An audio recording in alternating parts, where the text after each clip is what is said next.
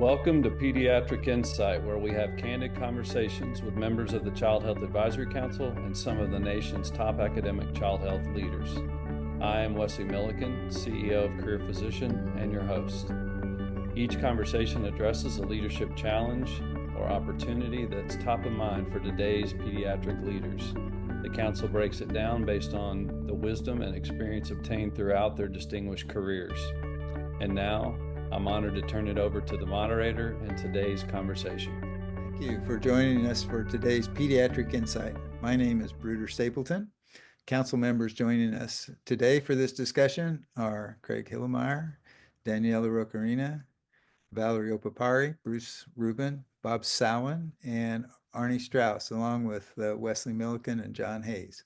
Today's topic of conversation about the issue of recruitment when your leader to a position, the boss that you would have as a new faculty member or chair, is in an interim or acting situation, so that it's not a permanent leader that you will be reporting to necessarily. This is a very common situation. Older studies showed that the tenure of a dean was about 3 to 4 years, and the latest data I could find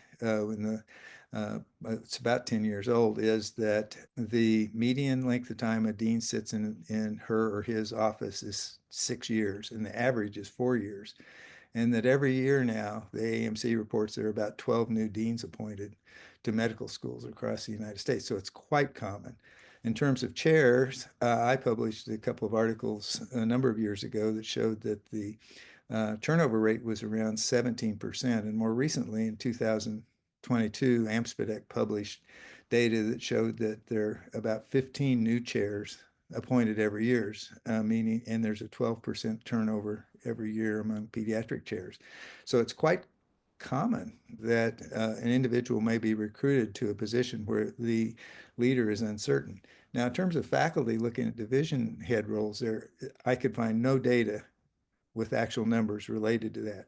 So I kind of put my head together and said, if there are roughly 145 American medical schools, and if we said that, if I said that there are at least 15 divisions in almost every department, or there are more in some, less in some, and Tina Chang published an article in the APA journal, or Academic Medicine, that said that the turnover in general academic pediatrics was quite similar to that of chairs. That would mean that there are roughly between 250 and 400 division heads that are interim every year. That's a lot of people, and recruitment and the workforce shortage we have is so significant. This means that almost, it's a daily occurrence that someone's being recruited where they don't know their chair. So maybe Danielle, what should someone think about when they're looking at a chair in the dean's in an interim or acting situation? Well, thank you, Bruder, for raising an important question. So as I thought about this, again, I probably would start at the top.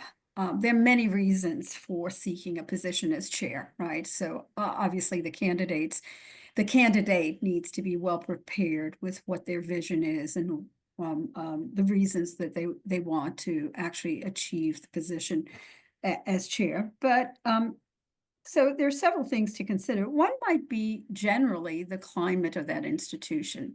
So when you join an institution, and whether you have been part of that community in which you have great knowledge about that institution, or you're coming in from outside, it becomes really relevant to get a sense of the climate of that institution. It does begin upstream, which is at the president's level. And if you have a chancellor, if you have a health system that is actually organized.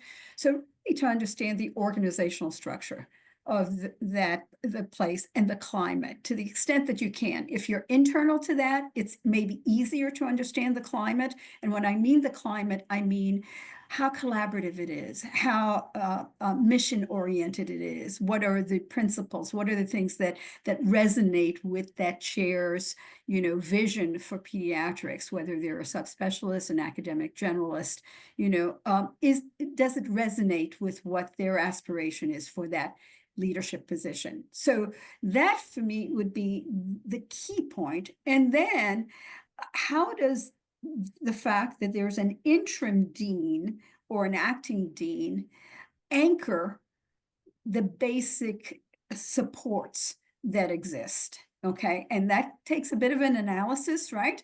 To say that there is a vision that is existing that will be part of the recruitment of that dean. For example, if there's an emphasis on basic science or an emphasis on NIH funding, what is the basic sort of tenor of that organization? And is that going to carry through in the recruitment of the dean? And ask those questions very explicitly. What will this mean? And then obviously devil in the details in terms of understanding if there is a real potential for this recruitment to succeed, what's codified in the offer letter that supports this incoming chair to succeed, and to be very concrete about the commitment. Now, we know commitments sometimes change, that there is a commitment, but then, and I've seen it in situations, not my own, but situations across the country where someone is recruited, and regardless of whether there's an interim or an acting dean, the conditions of that recruitment actually change. And no one can actually predict that. But to the extent that one can say, what's my reason for seeking this for both personal and professional reason? Is it consistent with my view of where I want to take my own career and what I bring as a leader? Then I think you can't predict the future. That's the extent of the prediction. And that you make a decision as to whether this makes sense for you. Okay. And prepare for change in the way we all have to prepare for change. I think that I would disagree with the saying that you have to be almost absolute in not taking a position when there's a change in leadership. And that includes if you're looking at a chair position, going for the dean, looking at a division chief, going for the chair, looking at a faculty, going for a member of the division. The saying that, oh, you'd be yesterday's newspaper when the new leader comes in and you don't want to be in that position, I actually think doesn't really hold. I've seen many instances in which people have taken positions when the position above them is an interim or acting position and have actually been very successful. I think there are some things that if you're approaching a position in which the leadership position is interim or acting right above that position, there are some things that take on more importance than if that isn't the case. One of the things I always advise people to do that they don't often do is to talk to people who are in similar positions that they're looking at within the institution. So if you're looking at a chair position, you really want to talk with some of the other chairs in that institution and find out how the institution has done in terms of fulfilling commitments that they've made to them. Difficult situations and the support that they felt throughout the institution, not just the dean, but other ways that the institution supports the individual, relationships with the leadership of the hospital, perhaps the leadership of the health system, the leadership of the board, whatever. Those are probably just as important as the actual dean is going to be giving them in terms of their support. One thing I think worth mentioning is I think this is where mentorship or coaching or similar dynamic for the applicant is important as well. Helping them understand what their capacity will be in their ability to adapt to this new situation. There are some people who thrive in coming in and being a fireman or a firewoman, and they may be perfect and comfortable in a dynamic situation with a lot of uncertainty. There are others who are, more inclined to just build on what already exists there, and so it's different skill sets and different personalities. So I think what might be a situation that I would recommend some people to stay away from, there might be others that I would encourage to go take a chance and see if they can make a big impact on the institution.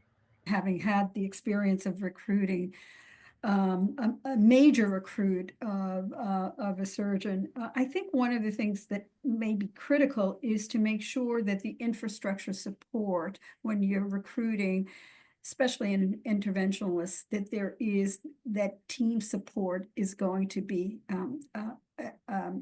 very solid commitment, because it may, and I'm thinking of cardiothoracic surgery, for example, that requires such a team effort that recruitment may be really critical, dependent on a very firm commitment of the organization. And it extends usually beyond the dean. It extends to the hospital system, et cetera, that commitment is firm, because that can make or break even the best surgeons if they don't have that support. So just add that piece. We've been focusing on that person you report to and depend on for your resource, but it's also really critical to think about the followers that you would have, and do they buy into your vision? Because if you come in, and even if you agree with the interim leader, but your vision is not a good sync, I mean, it's important to be sure you have the alignment both up and down, especially more important perhaps, or is equally important when there's a vacancy. Yeah, I mean, I think there've been a lot of great comments made that, doing your homework, looking through things, making sure, the resources are there, the team is there, that all those other tangible parts of the position that attracts you to the place. It's not just the one person recruiting you. But having said that, I have had some experience where 2 major recruitments were done, and the individual who was in the permanent position, who had overseen the recruitments, announced their departure within weeks of these 2 new leaders, division directors arriving. And despite the fact that all of the checks and balances were in the position, they knew the scope of the job, they were excited about the team they were going to lead, they were very much attracted to the institution, they had all the infrastructure and resources. The trust that was lost when that was not disclosed to them before they arrived on campus was earth-shattering.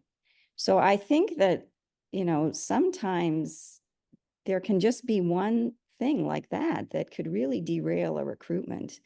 And I remember being asked to kind of step in and try and reassure these candidates that, their commitments were still strong, that, everything that had been done to recruit them was going to come to fruition, that there was going to be a new chair that would have the same kind of commitment to them and the same kind of quality person and blah, blah, blah. But the sheer fear of the unknown was very real. So I think that, if you're an interim, if you are a permanent and you're actually planning to step down during the midst of doing a major recruitment, in my experience, one of the most important things is the trusting communication that comes with putting the package together and, developing a relationship, that in the event you step down, or in the event a new person is appointed, all hands on deck are going out and reaffirming the commitments that have been made, and the belief that this will be a good position for you. And even though there's a change in leadership. So, I think all the things we've said are true, but I do believe, even when you're being recruited as a chair or a division chief, and there's a huge scope of responsibility, it's always a big move to leave an institution and to join a new institution. And we can never underestimate the impact of changes in leadership or unknowns that can really, derail a really important candidate seeking a position. Wesley, you've had years and years of experience in this arena. What are your thoughts? That comment spurred a lot of thoughts from the last 25 years, because it's not uncommon that people are recruiting leaders while at the same time knowing that they're also thinking about leaving the organization. It's common that we have people looking at division director roles who are encouraged to stay by people who we also know are looking at other roles. And so that dynamic, it's really important that we all take the high road. If you are a candidate looking at an interim role, I definitely think you should leverage the opportunity to get outside the traditional recruiting processes of universities. And, we all know that even having health system people on search committees is uncommon, right? They tend to be university-based search committees. And so, with an interim role, I think it gives the candidate the opportunity to ask to engage with people above, the leadership role, to engage with people in the health system, to make sure that what you want to build and grow there is possible, and that other people outside of just your immediate boss buy into your vision. Because, and the reality is, it may be a really stable situation, but with the transition realities, you almost have to approach it as if you are going to be reporting to an interim leader, because that may very well happen in your tenure at the institution. And so I think a lot of the things, but to your point, Valerie, the thing that I wanted to comment on specifically was, if you are a leader and you're currently running searches that will report to you, but you also are thinking about a transition, I think it's a fiduciary responsibility on you to encourage the candidates, as part of their interview experience, to talk with the people you report to, and to talk to people within the health system, to share their vision, so that if you do in fact decide to leave the organization, you have, I think, done your fiduciary responsibility to connect them with those that are going to impact their career, when that interim leader comes in your place. So a little bit of it on both sides of the equation, I think. I would just reiterate a couple of points that have been made. The first is the culture and history of the institution. You can often tell if reporting to an interim person is going to be a problem by what's happened at that university with similar situations. And as someone said, it's critical, therefore, to talk to peers at that institution. So if you're becoming interviewing for a chair position, talk to the other chairs and see what happened during their tenures. If you're a division director, talk to the other division directors and see how those transitions were previously handled. So history and culture, I think, are very important. On the other hand, really good opportunities don't come by every day. So if this is a position that you're looking at that you really believe could be a wonderful opportunity where you can really make a difference that will impact your field positively by your doing it, then it's worth looking at, no matter whether or not the person will be an interim. So I think those are two key points in looking at positions under these circumstances. Sometimes it's a commitment to that community, that particular community, and that dedication. So thank you, Arnie, for adding that. That was something that many of us have chosen to do. This is because of commitment to improving child health, and it may be tied to specific communities and certain vision. So thanks. It's beyond money and infrastructure sometimes, although those are critical. What's the role of the health system in the importance of leadership? And if there's turnover at the leadership at the health system, how's that influence candidates' views, do you think? I think it's not terribly different than turnover within the department or within school of medicine. I think it's an opportunity for you as a candidate to, as we've mentioned, talk to your peers and see, is there a pattern there? Is there something more systemic going on at the health system that you need to be aware of? It's not unusual to have turnover. I mean, that's part of the environment that we're in. And so a lot of times that turnover is a positive thing. Someone was promoted into another role, took a professional opportunity at another institution. There's a lot of very positive reasons why you could have turnover within the health system. But if the pattern is there and it consistently looks like there is turnover in that system, then it's worth digging deeper into that as a candidate and talking to potential peers, potential colleagues at the institution to get their feel for what is going on within the health system. The one other thing I'll mention, Bruder, that I think is important is that whatever commitments are made during a recruitment need to be included as part of the offer letter. So particularly when you're being recruited by an interim leader, make sure that all of those details are in writing. I think it's incumbent upon you at that point and for the institution itself to put those type of commitments in writing so that nothing is left to chance. And I just think that's vitally important, sometimes overlooked, that the relationship will be strong enough to withstand any verbal discussion that was made. We often forget about, those discussions or in what context they were made while we were being recruited. So I would just stress to make sure those details are done in writing. One of the questions, Bruder, that you asked of us is, what if there's been a lot of turnover? How would that be approached? And this has already been well described and discussed by a number of people, but to summarize, you want to know who is leaving, why have they left, and how will this affect me? Those are the three questions you need to ask. And they're interrelated. If the who is a group of senior leaders over a short period of time, you need to understand, were these planned retirements that were just coincidental? Or is there another reason? If it was a group of younger faculty that have all left after some leadership changes, that's a different issue.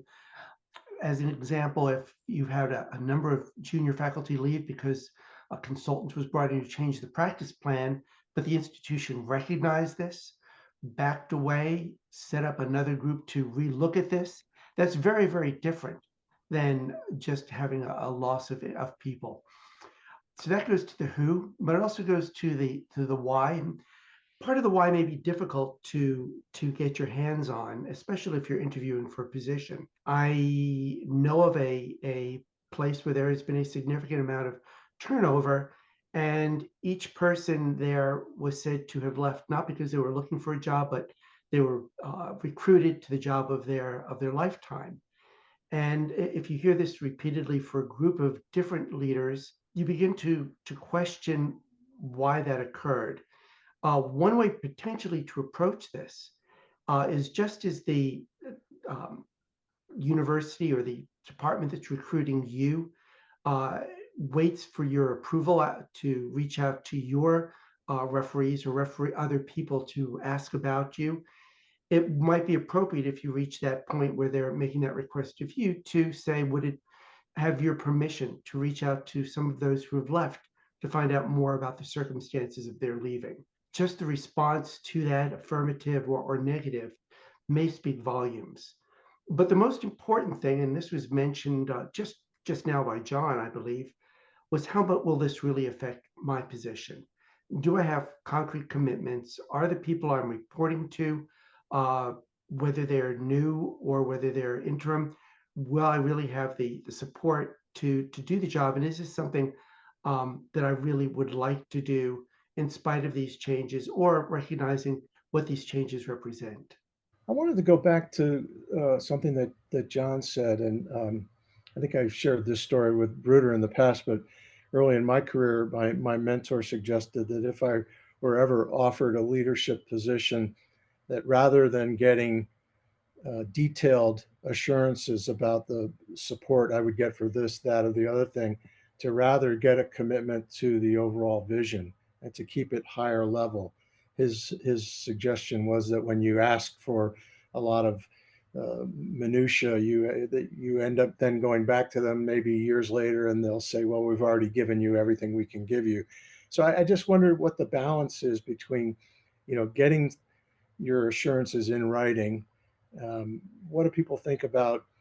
Should that be at a 10,000 foot level? Like, we agree that you're going to grow this division by expanding, this component, or do you think it should get right down to, we're going to promise you X numbers of dollars to develop your program? When I was recruiting, I always wanted to make sure that I matched the resources to the vision, with the understanding that a vision for a division could change over a 5 to 10 year period. So I think it's really incumbent upon you to try and figure out what that 5-year vision is, and then to adequately resource it, with that understanding that if we haven't adequately resourced it and things are going in the right direction and we're meeting and exceeding the metrics we set forward, that additional resources are going to come, understandably, with a successful leader who's successfully leading a group. So I kind of feel strongly that you do need to put the resources out and have the clarity, because it's part of having clarity Bob, on what the vision is and what the expectations are for that tenure.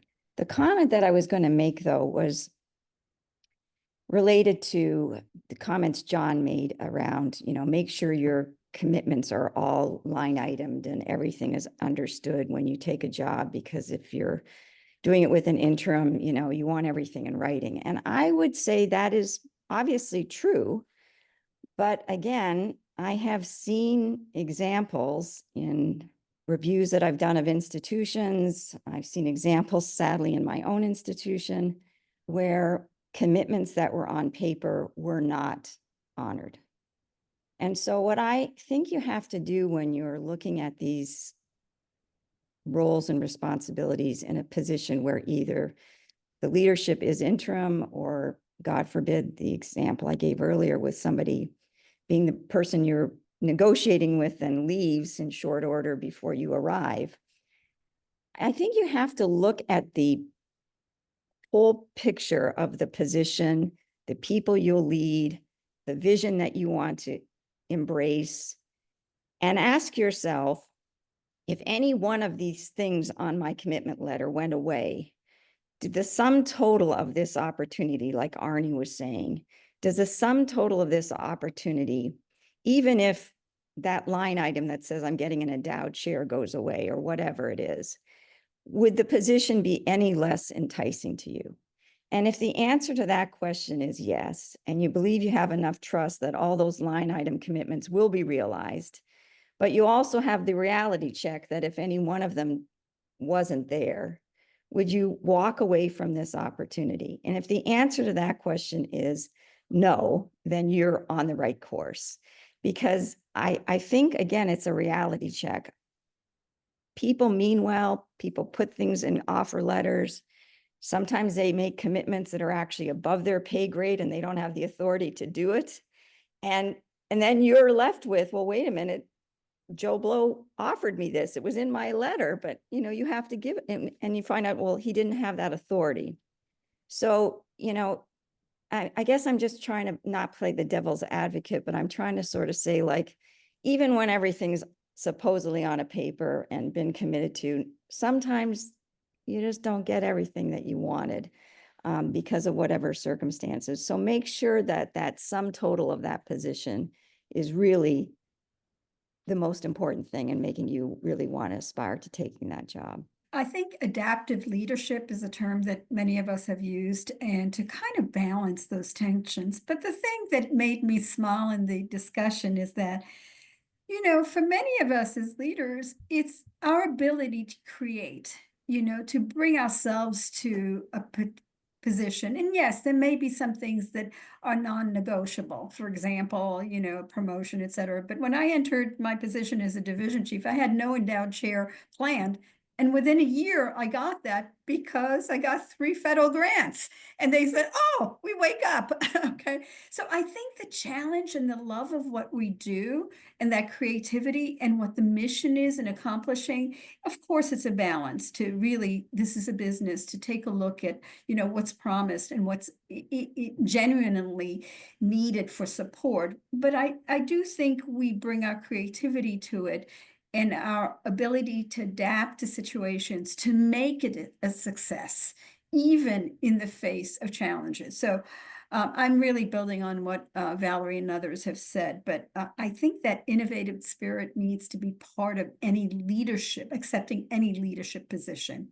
This has been a terrific discussion. I had exactly what Valerie said happened to someone. It happened to me, the person who recruited me when I came to buy my home 3 months before I was to take my first position, and was going to guide me in my developing a new research technique, told me that he was leaving.